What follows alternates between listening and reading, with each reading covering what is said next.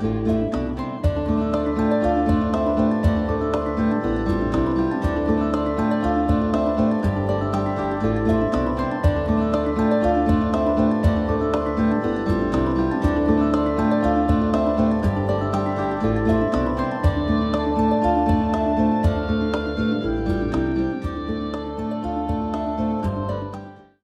Oracle of Luna is a podcast with me, Bridget Engels, as your host.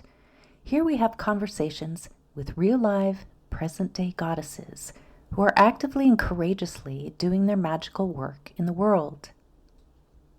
Each episode is a bewitching journey with relevant discussions on topics such as Wiccan pagan spirituality, writing, culture, magical practices, art, ritual, and the craft in its many forms.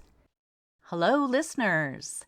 I'm so grateful for the listener interest over the last few years, and I want to keep this podcast inspiring to you with my amazing goddess guests and to amplify the voice of the divine feminine in the world today. This podcast takes time, effort, and resources to share with you every few weeks. I have an ask of you. One of the ways to support the Oracle of Luna podcast is to become a subscriber to premium and bonus material. Each of the podcast episodes have 2 links at the bottom. It's quick and easy, should probably take you 1 minute, and for as little as $3 a month, you can support the show and become a subscriber. I really appreciate it, and it means a lot. Thank you, and blessed be. Merry meet! Welcome to another episode of the Oracle of Luna podcast. I'm Bridget Engels, your host, and today I'm honored to speak with Kahuna Leilani Birely. Leilani is a native Hawaiian Kahuna and Dianic High Priestess who teaches ancient Hawaiian healing and goddess wisdom. She's the founder and ritual director of the Daughters of the Goddess Women's Temple in the San Francisco Bay Area, which is dedicated to the spirit of aloha and the preservation and promotion of goddess and indigenous culture, public ceremony, and women's mysteries. Leilani co-authored a book with Luisah Teish titled On Holy Ground and Commitment and Devotion to Sacred Lands. Welcome, Leilani. Aloha. Aloha. I'm so happy you're here. I'm so happy to be here. I'm happy to know of your wonderful work and just connect with your community and have my community connect with your community and everything else. Yeah, absolutely. Yeah, so we have a lot to unpack here. How's your day going?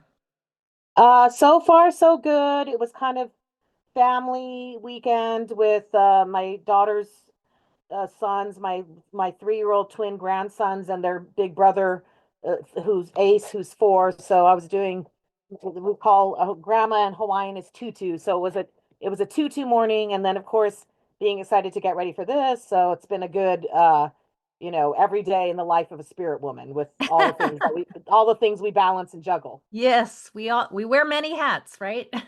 Absolutely. All right. Well, so I'm just gonna launch right into my questions. Are you ready to get rolling here? I am ready. Okay.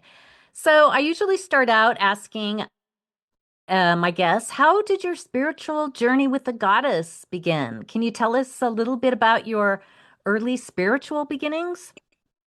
Yes, I love that question. And I had a chance to reflect on some things about my childhood being raised. My mom's native Hawaiian Chinese, and my dad's, Caucasian. In Hawaiian, we say haole.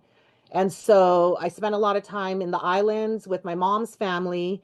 And then, we kind of moved around because my dad was from the East Coast.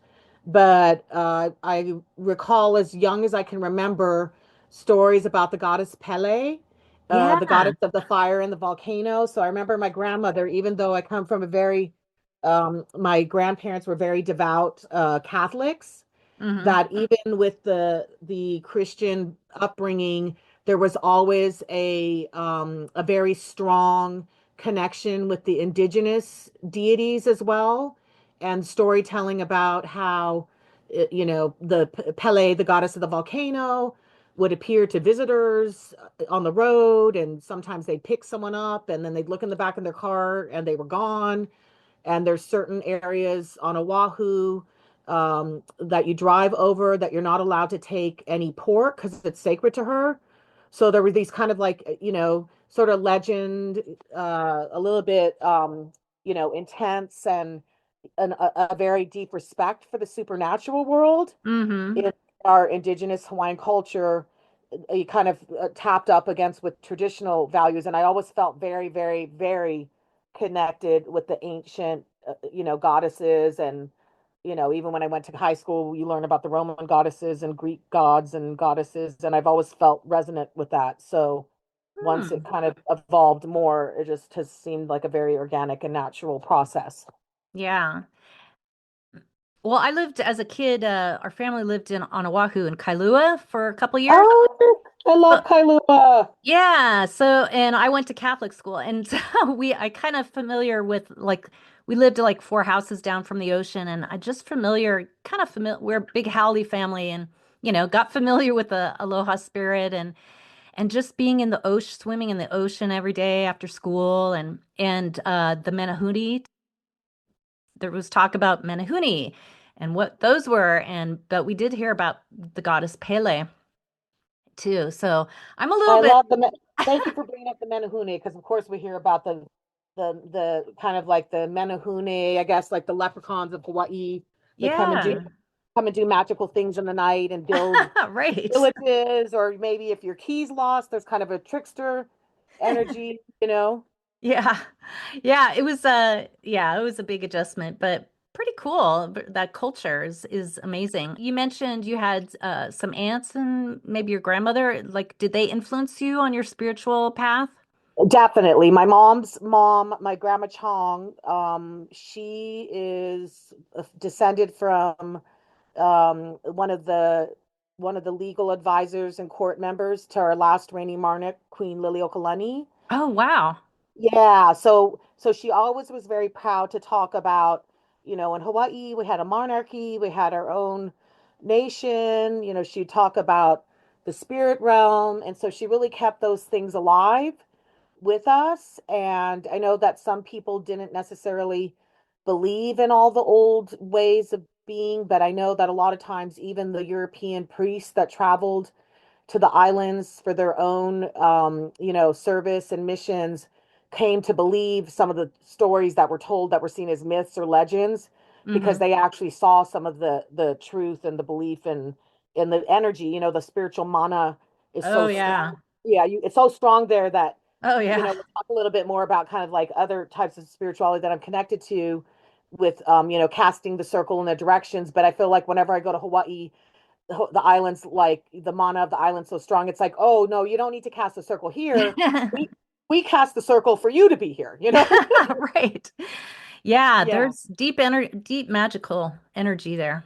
Yes, for sure. And I think that's why so many people are drawn to the islands, because it's Hmm. just something that you can really feel. It's a very embodied, the way you can feel the spiritual energy there. Yeah. So when did you decide to become a Dianic priestess, or how did that evolve?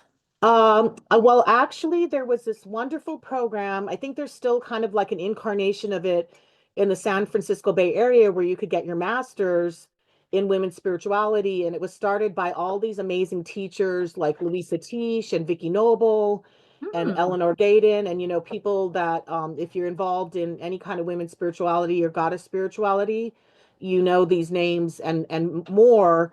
And so I had become a mom and was looking to go back to get my master's, but I was a business undergraduate, and because my family was always like gearing towards get your education, do better, because there's so much, unfortunately, a lot of poverty in the Native Hawaiian community. So getting an education was really pushed. And so, but I knew I didn't want to go back and get, like the next level of a business degree. So I was super excited to hear about the program in San Francisco, where I was ironically living and still am living in the San Francisco area. Hmm. And a lot of things were happening at the same time. Like I was getting books at the library because, we didn't have like online books, and Vicky Noble's Right. Mother Shakti Woman. And, there were books coming to me by Luisah Teish and Jambalaya. And so when I took a class there, it was called priestessing, and it was taught by Z Budapest, who wrote many Wow. books. Yeah, it was the I think one of her big books to me is The Grandmother of Time, but she also wrote the Holy Book of Women's Mysteries. So I took that class and then got very connected with that the form of Dianic spirituality, and it just seemed so natural being in a very matrifocal, female goddess centered environment. And then she was looking for somebody to, kind of take over some of the next things that she was doing, the spiral dance at women's spiral dance at the time, Yeah. and she was doing a conference. So she actually ordained me. And it's one of those things like you kind of, it was at the time you got chosen. I've since known that there's classes and people that sign up to become high priestesses. But when I did it, when I was ordained in 98, it was really something that the teacher was, it was an honor to be asked rather than you were seeking it. So I Yeah. had actually already been leading the Daughters of the Goddess, which I started 2 years before my Dianic High Priestess ordination. And that was one of the requirements, is that you were actively leading rituals, you were in the community, you were teaching about the goddess and women's spirituality. So it all kind of came together organically and Yeah. culminated together around that time. Mm-hmm. Yeah. Sounds like it. Wow. So Z has been on my show too. Has she really? Yeah. Oh, and it Yeah. looks like I was a lot of, honored. oh, I love that. Well, it looks like you've had a lot of amazing women on the show. Yeah. Ruth Barrett, Z. Well, I absolutely adore Ruth, and actually I consider her my high priestess big sister, because at the time I think I was the ninth ordained by Z, and I think Ruth was like the second or third, or she was one of the early ones, and she actually was handed the Southern California community in Los Angeles, the Circle of Aradia, and Yeah. she was the one that actually led the ordination ceremony when I went to the conference. I mean, when I went to the festival conference that I was going to be ordained at in La Honda. I hadn't even met Ruth, but everybody kept, Z kept saying, "Don't worry, when Ruthie gets here, everything will be handled." And so she was like this, mythical, legendary, amazing woman. I just have fallen in love with Ruth ever since, and we stay in Yeah. touch and done things together. And she since has moved to Michigan, so I don't see her as much as I want to, but she's a wonderful, wonderful person. Yeah. Absolutely. Yeah. And very talented. Also, she plays Oh my gosh, I know, a that is beautiful musician, everything. so cool. So then as how did you become a kahuna? And like what is a kahuna? What do they do? Well, a kahuna is a Hawaiian spiritual teacher. It could be a female or a male, but you have to have Hawaiian blood technically to be a kahuna. I see. So yeah, so I know that my kahuna elder, Kahuna Auntie Pahia, who's lived on, I mean, she's 80 and she's lived in the islands for years. I actually went to a gathering that I was invited to teach with the Earth Wisdom Yesperu community on the Big Island of Hawaii. Uh-huh. And I knew I was going to meet other Hawaiians and kahunas and this and that, but I didn't realize that she had already decided that she was going to initiate me as a kahuna. And I think I was kind of like being put to the test at the workshop and teaching, and then I kind of found out a bit afterwards that it was going to happen.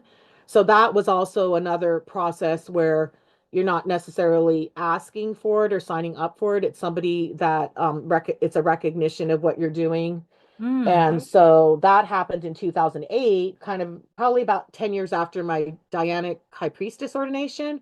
Mm-hmm. So I feel like I've been very fortunate and blessed to be around, so many wonderful spiritual leaders, but also that I've been very motivated and passionate about taking the information about the goddess and letting people know that this even exists. Because it's always shocking, even though I've been doing this for almost 30 years, that there's still so many people that have even not even recognized. I mean, of course, they've heard about the Greek and Roman goddesses and gods and whatnot, but they have no idea that there's even an actual form of goddess spirituality that Mm. involves, ceremony and ritual and reverence. Yeah.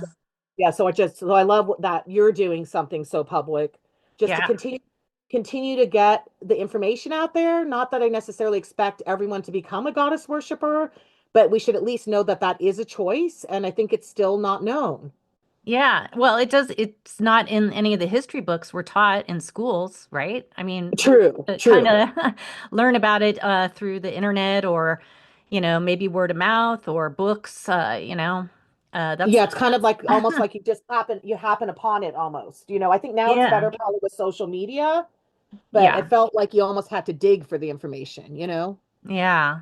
It is. Yeah, it was almost like it was hidden. As a kahuna and a high Dianic high priestess, how do you meld the two? How do you weave the Hawaiian aloha spirit into your goddess Dianic rituals? I actually went to one of your rituals. I think it was late, maybe 1999, before I moved to Seattle. I- And I think, and it was in a Oh, labyrinth somewhere in the East Bay because I'm from the Bay Area, wow. I and I love that. drove over there, and I was like, "Oh, this is pretty cool." But that was before I really started getting into my spirituality, but I did check it out and I met you, but it was like, oh, that was really cool. But Oh, that's so cool. So were you living in the Bay Area? Were you yourself living in the Bay Area? yeah, well, I went to the San Francisco Art Institute and then I moved up to Oh, Marin County. So I lived in Marin for several years before I moved up to Seattle. So anyway, long story short, I did go over to the East Bay and visit the Daughters of the Goddess. I was blown away. oh, I love that. I think I remember a group of women back in the day, and then we did it. It was very like cozy, and I just had a good energy. I know I do that walk. That's the Sibley Labyrinth, and I think I had originally heard about it when I first started doing ceremony, and I remember reading about it in some kind of crazy little newspaper like the Nifty Nickel, or I don't know if you remember those little kind of like Mm, 5 cent whatever. And yeah. I saw something about a labyrinth, and I remember talking to the woman, and I didn't really understand what was going to happen, but I was always intrigued by that labyrinth, I had heard that it was tended and created by a woman who herded goats at the time in the hills of the East Bay of the San Francisco area, which is almost unbelievable if you're here Wow, now, that's crazy. with it being the tech capital of the world. And I think there's a group that still maintains it because you go to the labyrinth and people Huh. leave offerings in the middle, and it's technically in one of the public parks of the San Yeah. Francisco East area.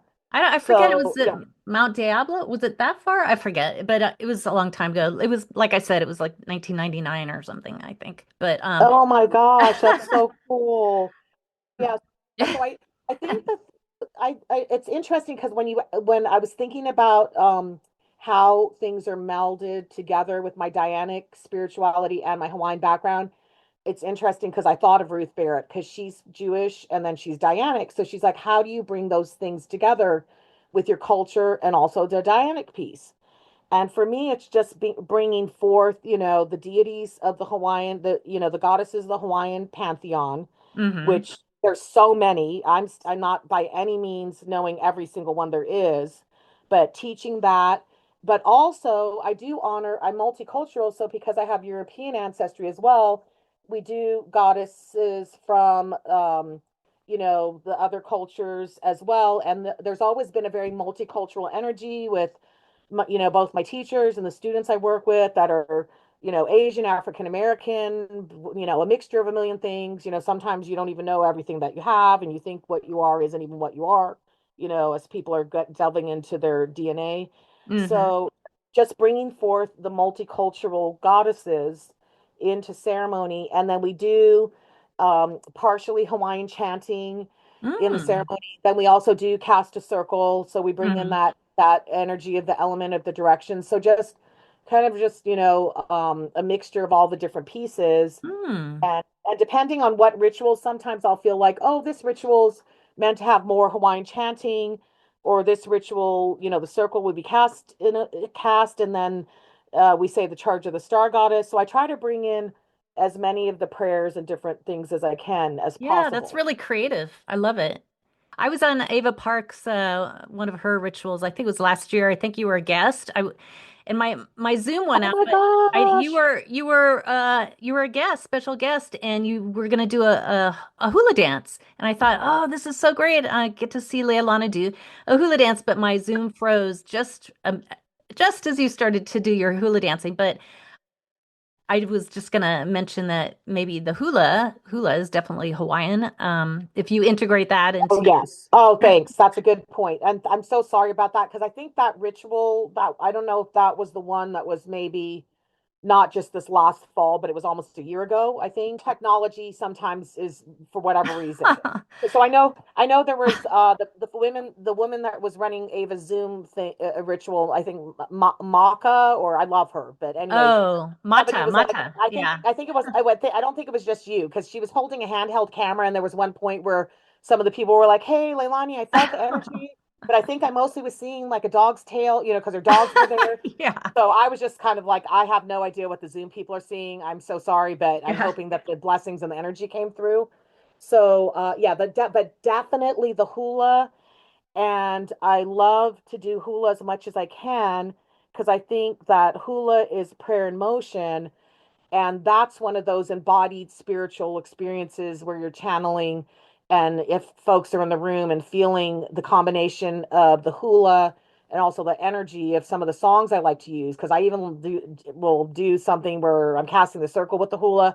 So, that people can really feel it. And the hula Yeah. is so beautiful and then connected with the magic, because I Hmm. think even in Hawaii, there's been a little bit of like a boundary for some people about how far are you going to go into the old ways and still be, keeping things traditional, whatever the religions are, the missionary religions. Mm. So but I love hearing that we've kind of crossed paths in so many ways. That's Yeah, super yeah. I thought it exciting. was really cool. I took hula dancing just because when we moved as a Howley family, that's something you do, and you go to Polynesian Yes. Cultural Center and you do all that. And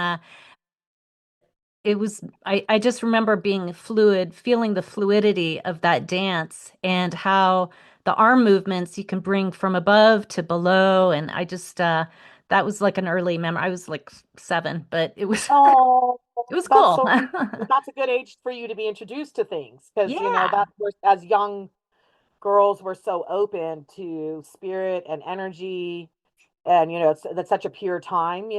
yeah. So And yeah, just so that, swimming in the ocean, the power of feeling the power of the waves. Wow. oh It's a yes, Hawaiian swimming in the Hawaiian Ocean is it's power. You feel the power of it. very much so. The ocean pretty much heals everything. I'm always thinking when I'm up here on the continent, I'm thinking, oh, if I could only get in the ocean, everything, whatever sinus stuff or like their allergies in the air would be gone like in a minute, just because that Yeah. wonderful salt water. And I do try to incorporate Hawaiian salt a lot in my rituals, just by people either being blessed by it or taking a taste of it. Because I think having, the food of the Aina or the land or Hmm. or the sea is so important to bring you to those Hmm. places. Yeah. Very purifying as well. And I love Ava. You're mentioning a lot of the Yeah. She's the awesome. beloved women. Oh, She was yay. also on this show. I was going to say, can you tell us a little bit about your book on holy ground, commitment and devotion to sacred lands, and what inspired you both to write it? Well, I had mentioned Teish earlier, Yeah. Luisah Teish, and I should say Yeye Luisah Teish, and she is an elder, an African Yoruban elder and chieftain. And I think she's one of the top, in that tradition, she's one of the top women, like the big mama. And I met her in a class that I was taking through the women's spirituality program, but she wasn't teaching at the time, and they had recommended that I meet Tish, as a woman of color, and the ceremony she does being so powerful. So I actually contacted her and then signed up for an independent study with her, which entailed being part of a group that met weekly called the Moon Day Spirit Women's Group. We met on Monday night, so it was the Moon Day group. And that was probably, at the beginning of my journey, like it's been 20 plus years. And as things are, students come and go and people, are trained and leave. And, there's being part of the women's community is also kind of like a roller coaster ride if you've had an opportunity to experience that. Hmm. So I've just managed to stay connected with her through the years. And then when the Moon Day group kind of like came to its full completion, we started wanting to write together, which I was so honored because Tish is just an amazing writer. I don't know if you've ever read Jambalaya or any of her books. She just wrote a book called Cast of Cowries, and it's a lot about the African tradition and her Mhm. also not just being a Reuben priestess, but growing up in New Orleans and living Yeah. in, Marie Laveau's house downtown. And so I just have always been intrigued by her work. And she and I had talked a lot about travels and sacred pilgrimages and some of the things that had happened on them, some of them good, some of them not so good, about the way people act when they are going around the world. And, of course, getting enraptured by sacred land, but not, I'm hoping unintentionally not treating it as well as they could. So we just decided to collaborate and write a book about from the African and Hawaiian spiritual traditions about going around the world and treating the earth as holy if you're traveling. And then there's an oath to Mother Earth that we wrote as well that we still have people sign. So if people get on holy ground, on the Hmm. back there's a closing prayer, which is an oath to Mother Earth and her children that we ask that people sign and then put their name in, and just as Mm. their own personal oath to being a caretaker and a guardian of the earth, because Yeah. we certainly need that, especially now more than ever. Oh, It's like, yeah. I don't know if things have gotten better since we've been expanding the teaching and consciousness, or in some ways, the world is even getting more difficult. And I Yeah. think especially since the pandemic, Yeah. we've been kind of knocked down and then continue to be sort of like slapped around with Yeah. all the political things going on Yeah. in the world and Well, whatnot. So I think more and more people understand the respect for the sacred in nature, and at least I hope so. But I've seen it. I think I've seen a progression maybe in the last 15 years, maybe, okay, great. Yeah. of respect for nature and moving away from exploitation, and heading more into respect. And maybe growing up in the West Coast, there's more of that, perhaps. Yeah. Yeah. It's hard to, well, I know that's a good point, because we're kind of like in our own little insular bubble. Yeah. But yeah, I just like the idea that there are others knowing about things and hearing about things. So I Mhm. love that you're bringing that perspective forward. Oh, yeah. And before we end here, are you going to give us a Spring Goddess invocation? Do you have a minute to do Yes. that? Okay. I Well, know, I'd love to. I'd before we love get to. we have a few more minutes, but before we get to that, what do you have any upcoming plans for the future, such as events, classes, workshops, sacred travel? Yes. Well, I'll be at later this weekend. On Thursday, I'm heading actually with Luisah Teish to the Association for Spirit Women in Mythology, Oh, yeah. ASWM. Yeah, so we're the keynote speakers, and Teish is getting a Lifetime Achievement Award. Oh, And, wow. and there'll be a lot of amazing women in Tucson. They do the conference. They take turns between the West and the East Uh-huh. coast of North America, or the United States. So we'll be heading to that, and then I'll be at I'll continue to do my monthly rituals here in the San Francisco Bay Area that people can find on Daughters of the Goddess. And I'm also on Instagram for Daughters of the Goddess. And then I'll also be at the Northern California Women's Herbal Symposium during Memorial Day weekend, which I'm really excited about, Mm. talking about Hawaiian herbs and doing a Hawaiian blessing. So I'll be there. Ah. Yeah, so I'm excited about that. And then I'm hoping to be down at Ava's Temple soon in Orange County, and plan definitely. I'm currently planning a retreat to Hawaii for the next Hawaii pilgrimage.